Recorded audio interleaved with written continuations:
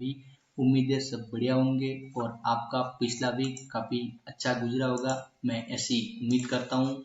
लेकिन गाइज अब बारी है इस नए वीक की धमाकेदार शुरुआत के साथ कि आप किस प्रकार से वर्क करें ताकि आप प्रॉपर टाइम में एंट्री और एग्जिट ले सके और कहाँ से बायर एक्टिव होंगे और कहाँ से सेलर एक्टिव होंगे।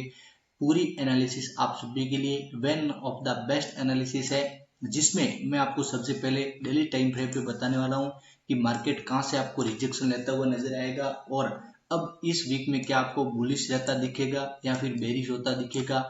पूरी जानकारी विस्तृत है, तो आप इस वीडियो को पूरा अंत तक देखना और पूरे वीडियो को समझने का प्रयास करना, क्योंकि आपके लिए ये वीडियो खास है, बड़ा महत्वपूर्ण वीडियो है और बड़ी मेहनत से बैठ करके एनालिसिस करके आपको समझाने का प्रयास किया ताकि आप बढ़िया समझ सके और सही तरीके से आपको एनालिसिस मिल सके। चलिए गाइज, वीडियो शुरू करें उनसे पहले मैं आपसे 100% रिकमेंडेड करूंगा कि आप हमारा free Telegram channel day option trader जिसे जाकर के ज्वाइन करें, जिसमें हम दिन की 1 से 2 बढ़िया कॉल प्रोवाइड करते हैं। उनके अलावा रन टाइम में होने वाली मार्केट की एक्टिविटीज भी आपके साथ में शेयर करते हैं ताकि आप मार्केट में सतर्क रहें। तो गाइज आप इसे ज्वाइन करें, इसकी लिंक आपको डिस्क्रिप्शन में मिल जाएगी या फिर आप इसे डे ऑप्शन ट्रेडर टेलीग्राम में सर्च करके भी ज्वाइन कर सकते हैं। चलिए गाइज, बिना टाइम वेस्ट लिए आपके इस एनालिसिस के ऊपर फोकस करते हैं और इस एनालिसिस को समझने का प्रयास करते हैं। देखिए गाइज, क्या हुआ, फ्राइडे के दिन मार्केट पूरे रेंज के अंदर फंसा पड़ा रहा और मार्केट में बिल्कुल ही मोमेंटम नहीं मिला, जिसमें रिटेलर बड़े ट्रैप हुए, क्योंकि रिटेलर का ये व्यू था कि मार्केट में अब अपसाइड का मूव स्टार्ट हो चुका है, तो मार्केट अब अपसाइड जाएगी और काफी सारे लोग अपनी कॉल की पोजीशन को होल्ड करके बैठे रहे। लेकिन मार्केट में हुआ ये कि कोई भी सेलर और बायर एक्टिव नहीं हुए, जिसकी वजह से मार्केट एक रेंज के अंदर फंसा पड़ा रहा, जिसका नुकसान रिटेलर को बहुत ही ज्यादा हुआ जो इंट्राडे करते हैं, और काफी सारे लोग अपनी पोजीशन कैरी भी लेके गए, जिसका हमने पीसीआर और डाटा जाके चेक किया तो पता लगा कि बहुत सारे रिटेलर अपनी क्वांटिटी कॉल साइड में कैरी फॉरवर्ड लेके गए। तो गाइज अब देखिए, मार्केट जिस रेंज पे जाके अभी टिका है, यहाँ पे मार्केट में एक बड़ा सेलर पॉइंट है। आप जाके बैक हिस्ट्री भी चेक कर सकते हैं। ये देखिए आप, मार्केट इस लेवल्स पे आया, मार्केट में डाउनफॉल आया, इस लेवल पे आया, मार्केट में डाउनफॉल आया, इस लेवल पे आया, मार्केट में हेवी डाउन साइड मोमेंटम मिला और अगेन मार्केट अपसाइड मूव करके इसी रेंज पे रिकवरी लेती हुई नजर आ रही है। लेकिन गाइज अब आपके लिए बाइंग की पोजीशन कब सेफ बनेगी, आप डेली टाइम फ्रेम पे समझने का प्रयास करें, फिर अपन 15 मिनट का रेंज मार्क करके भी समझने का प्रयास करेंगे। देखिए गाइज, यदि मार्केट कल मंडे को मार्केट इस रेंज के ऊपर ओपनिंग दे, ये आपका रेंज है 46,700 के आसपास का। एक मिनट मैं आपको पूरा जूम करके बताने का प्रयास करता हूं। आप देखिए, ये लेवल आपके लिए है, ये लेवल 46,700 का, बिल्कुल राइट, 46,700 का ये लेवल है। मार्केट यदि 46,700 के लेवल के ऊपर यदि ओपनिंग दे, वैसे पॉसिबल इतना नहीं है क्योंकि मार्केट 400 पे क्लोजिंग हुआ है, तो 400 पॉइंट का गैप अप होना मुश्किल है, लेकिन फिर भी इनकेस यदि मार्केट गैप अप ओपनिंग होके इसके ऊपर सस्टेन करे, यानी मार्केट यहाँ पे अप डाउन इस तरीके से सस्टेन करे, यानी यहाँ पे बायर को एक्टिव होने का सिग्नल देगा ये मार्केट। जैसे ही मार्केट इस लेवल्स के ऊपर कम से कम 1 से 1.5 घंटा यदि सस्टेन करे, 15 मिनट का रेंज मार्क करके रखे और इसी प्रकार से ट्रायंगल बने और मार्केट धीरे धीरे करते हुए 46,800 को जैसे ही ब्रेक करे, आपकी बाइंग की पोजीशन बन जाएगी। आपका टारगेट 47,000 तक का फर्स्ट टारगेट रहेगा और आपका सेकंड टारगेट 47,200 तक का रहेगा। मार्केट में आपको 47,200 तक प्रॉफिट बुकिंग सेकंड टारगेट की करनी है। लेकिन यदि मार्केट सस्टेंस करे और मार्केट यदि डाउन साइड आना शुरू करे, तब आपको मार्केट वापिस 46,400 तक आती हुई नजर आएगी और यहाँ पे आपकी सेलिंग की पोजीशन बनेगी। लेकिन यदि आप लॉन्ग साइड जाना चाहते हैं तो आपके लिए बड़ा एक इंपॉर्टेंट सपोर्ट, हेवी सपोर्ट, बड़ा इंपॉर्टेंट सपोर्ट है 46,200 का।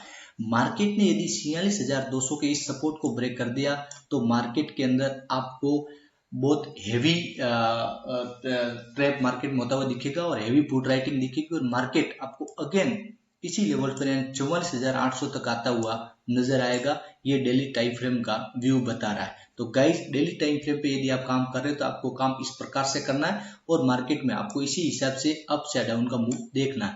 अब गाइस समझते हैं 15 मिनट पे जाकर के कि क्या मार्केट में कहाँ पे सपोर्ट और रेजिस्टेंस बना हुआ है, वो भी आपके लिए बड़ा इंपॉर्टेंट है। चलिए गाइस जानते हैं उसके बारे में पूरा विस्तृत।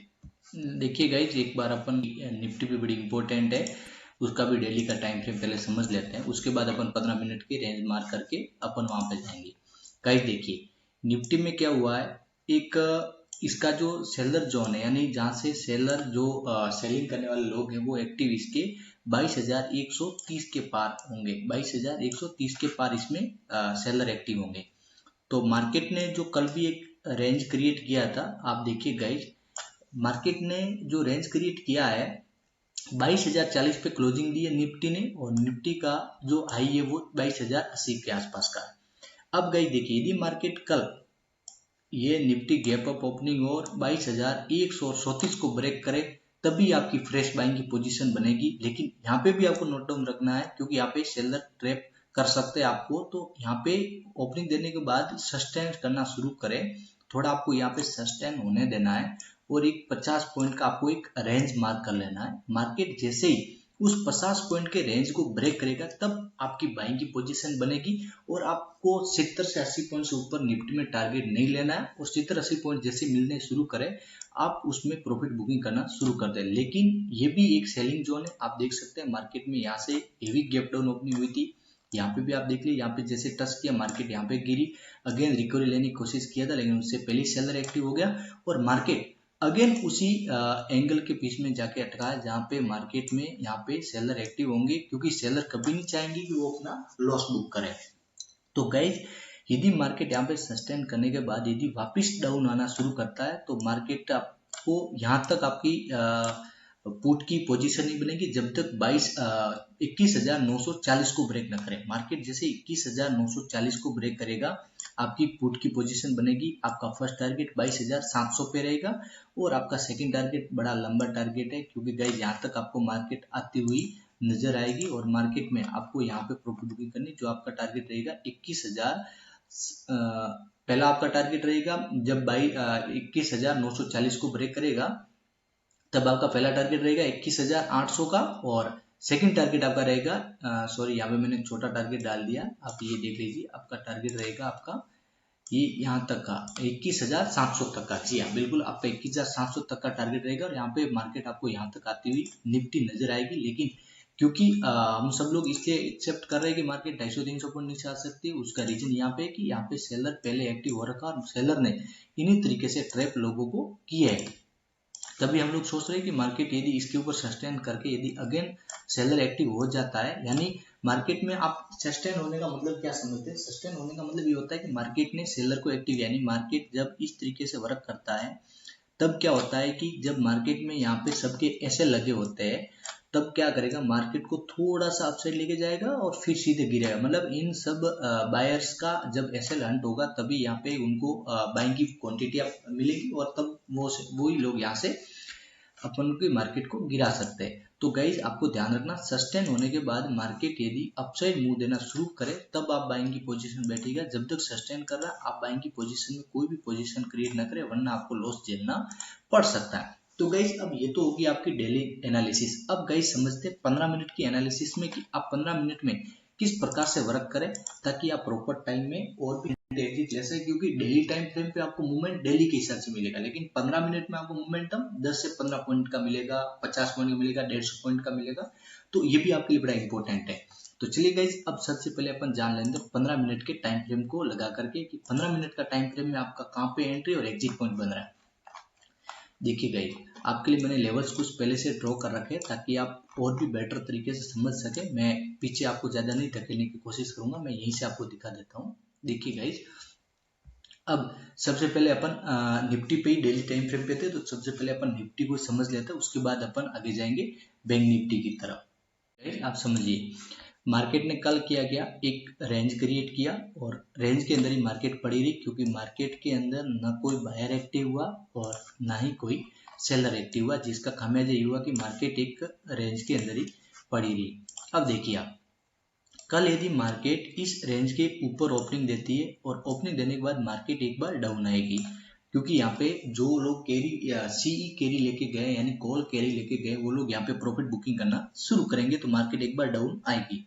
जैसे मार्केट डाउन आए और इसी रेंज के ऊपर यदि सस्टेन करना शुरू करे और फिर उसका यदि हाई ब्रेक करे तब आपकी बाइंग की पोजीशन बनेगी। मैं आपको ये 15 मिनट के टाइम फ्रेम पे समझाने की कोशिश करता हूँ, लेकिन आप ध्यान रखें आपकी मार्केट 22,130 को पार करना अनिवार्य है, क्योंकि मार्केट 130 से 150 तक का एक सेलिंग एरिया है और मार्केट में आपको सेलर यहाँ से ट्रैप कर सकते हैं। तो आपको ये ध्यान रखना, जब मार्केट आप पार करेगा आप तब बाइंग की फ्रेश पोजीशन बनाएंगे। आपका टारगेट 22,200 का और 22,250 तक का आपका टारगेट रहेगा। बिल्कुल छोटा छोटा टारगेट रहेगा, क्योंकि अपन को मार्केट में प्रॉफिट लेके जाना है, लॉस नहीं खाना है। अब गाइस देखिए, यदि मार्केट यहाँ पे गैप अप मिलता तब तो आप इस प्रकार से वर्क करेंगे, लेकिन यदि मार्केट गैप डाउन मिले तब आपके लिए भी एक बड़ा सपोर्ट है, बड़ा इंपॉर्टेंट सपोर्ट है, आप ध्यान में रखें। देखिए गाइस, जब तक मार्केट 21,955 को यदि गैप डाउन खुलने के बाद ब्रेक नहीं करेगा, आपको यहाँ पे सेलिंग की पोजीशन नहीं मिलेगी। लेकिन जैसे ही इसको ब्रेक करेगा आप सेलिंग की पोजीशन बना सकते हैं, लेकिन आपका फर्स्ट टारगेट 21,870 पर रहेगा और आपका सेकंड टारगेट 21,800 पर रहेगा, क्योंकि मार्केट में आपको यहाँ से वापस बायर एक्टिव होते हुए नजर आएंगे। लेकिन ये ध्यान रहे कि मार्केट गैप डाउन खुलने के बाद यहाँ पे सस्टेन करके उसका लो ब्रेक करे, क्योंकि डायरेक्ट यदि लो ब्रेक करता तब आप बाइंग की पोजीशन में बैठे, क्योंकि वो बायर आपको एक्टिव करने के लिए मार्केट को कोर्ट से लेके जाएंगे और फिर यहाँ से आपको ट्रैप करके वापस मार्केट आपको अपसाइड लेके निकल जाएंगे।